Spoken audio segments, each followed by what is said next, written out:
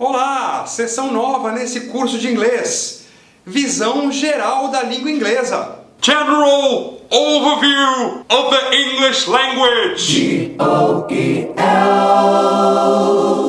Você está acompanhando. Temos a nossa aula de gramática, temos nossa aula de vocabulário, nossa aula de pronúncia e nosso curso paralelo Aprendendo a Aprender, sobre o próprio processo de aprendizado. Agora estamos inaugurando essa nova sessão, visão aérea, visão geral da língua inglesa. Sessão que vai funcionar como um grande mapa, um mapa de estrada. Durante nossas aulas nós temos mais compreensão do detalhe, a gente se dedica a uma compreensão mais detalhada do nosso assunto. Aqui é para não perder a visão do todo, para a gente estar o tempo todo olhando para o grande e para o pequeno. Ora, para a sua visão do todo, qual é a primeira coisa que você precisa saber? Qual é a primeira coisa que você tem que fazer? Você tem que conhecer verbo. Já deixei encomendado para você os verbos que você tem que saber para ontem. To do, to have, to be. Agora vai começar a aparecer um monte de verbo novo. Você sabe, né? Os verbos que você tem que ter para hoje. To go, go, come, take, verbaço, para pegar, levar. Get, um excelente genérico que tem muitas traduções possíveis em português. Verbo para trabalhar, work, também tem que estar no seu repertório agora. Verbo, porque o verbo é o centro da sua frase. A partir do seu verbo, todo o resto vai se organizar. Sua estrutura de frase e seu discurso inteiro em inglês. Então, para cada verbo que entrar no seu repertório, você tem que ser capaz de imediatamente visualizá-lo em todas as suas formas. Como é o caso aí do verbo to go, go, para ir. Você tem que visualizar isso aí, ó. Sim, pode parecer assustador falar que você tem que visualizar o verbo em todas as suas formas, mas isso em inglês vai te dar, sei lá, 6 formas num verbo típico. O que comparado com o português parece muito mais simples. Você sabe que em português um verbo normalmente tem perto de 50 formas. Para exemplificar, o que eu quero dizer com a compreensão e visualização dessas formas todas, vou usar o verbo genérico para fazer. Você sabe que nossa ideia de fazer em português se bifurca em 2 verbos em inglês. Você tem o fazer, produção, manufatura, criar um produto, to make, cujas formas são essas aí. Você já reconheceu imediatamente o made, que você conhece do seu Made in Japan, Made in Italy, Made in Brazil e do onipresente Made in China. Não vou nem entrar nele, mas guarda porque esse também é verbão, ele vai voltar. Vou falar do outro fazer, o fazer mais ligado à ideia de ação, o ato, o agir. O verbo aí é to do. Mas antes de cercar todas as formas do verbo to do, vou te deixar uma pequena tarefa. Vou te dar 3 frases em português e você vai me apresentar versões dessas frases em inglês. 3. Primeira frase é essa aí. Eu posso fazer isso. Frase 2. Eu quero fazer isso. Frase 3. Eu odeio fazer isso. Muito bem, resposta daqui a pouco. Vamos para as formas do verbo to do.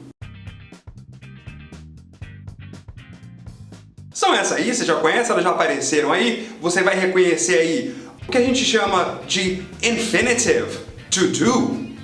O que a gente chama de ing form, a forma ing, doing. A forma do presente para a terceira pessoa do singular, does.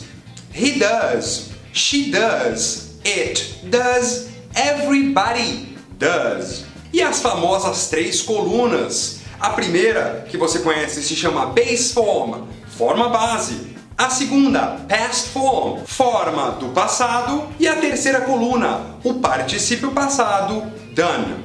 Ora, Cláudio, você vai me perguntar como as 50 formas do verbo fazer em português podem ser condensadas em apenas 6 formas. Boa pergunta. Na passagem do português para o inglês, 2 coisas vão acontecer. Situation number 1. Many forms in Portuguese, 1 form in English. Uma forma pode acumular várias formas, inclusive vários tempos verbais. Dá uma olhada aí na segunda coluna, did, que vai ser responsável pelo nosso pretérito perfeito. Eu fiz, você fez, eles fizeram, nós fizemos, Tudo isso vai se converter em uma única forma em inglês. I did, you did, we did, they did. Sem mudança nenhuma. Além disso, essa mesmíssima forma, segunda coluna, vai responder por uma boa parte do nosso imperfeito. Eu fazia isso. Quando eu era pequeno, eu fazia isso. I did this when I was little. Mesma forma. Também vai responder por uma parte do nosso subjuntivo passado. Se eu fizesse. If I did. Reparou que eu disse por uma parte, porque dependendo da sua frase, o seu fizesse ou o seu fazia podem mudar de forma.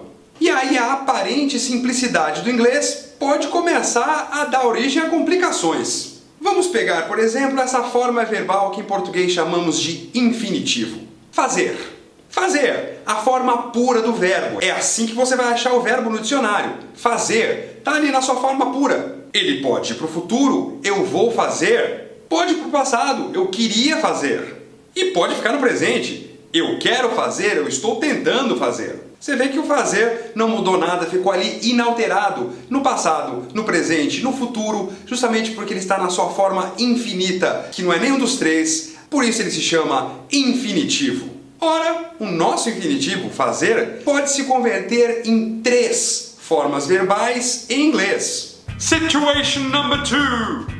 One form in Portuguese, many forms in English. Voltando para as 3 frases. Frase 1.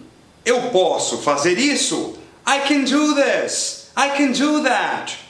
E o can é seguido de forma base do. 2. Eu quero fazer isso.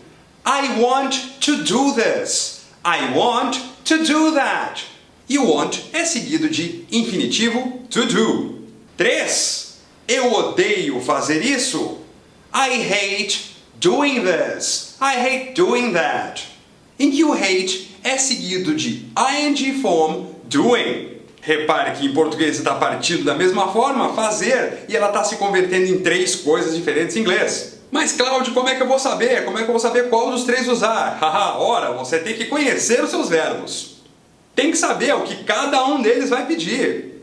Tem que conhecer os chamados padrões verbais. Verb patterns. Cada verbo tem um. E aí você vai ter que conhecer peça por peça do seu repertório. Mas não se desespere, eu posso te dar umas dicas. Dicas práticas de como chutar melhor. Primeira coisa, você está num verbo modal? Verbo modal, claro, eles próprios merecem uma sessão dessa só para eles. Mas posso adiantar, modais. Can, could, will, would, shall, should, may, might, must. Esses aí, você está em qualquer um deles, você só pode ter forma base depois. Can do, could do, will do, would do. Você está num desses verbinhos que sugerem emoções fortes? I like doing, I hate doing, I love doing, I enjoy doing, ing logo em seguida. Tá em qualquer outro verbo, a maior probabilidade é que você tenha de fato o infinitivo to do. I want to do, I need to do, I have to do. Se o verbo aconteceu depois de uma preposição, of, at, in, on, with, ing nele. I'm tired of doing. I think about doing this. I think of doing this. Sim, preposição vai te pedir ing. É isso, por enquanto é só, tem que conhecer verbo. Semana que vem eu vou voltar com famílias de verbos e como você vai separar isso no seu caderno para decorar tudo melhor. Mas é rapidinho, mas vai ser informação em doses cavalares. Espero você lá. Abraço!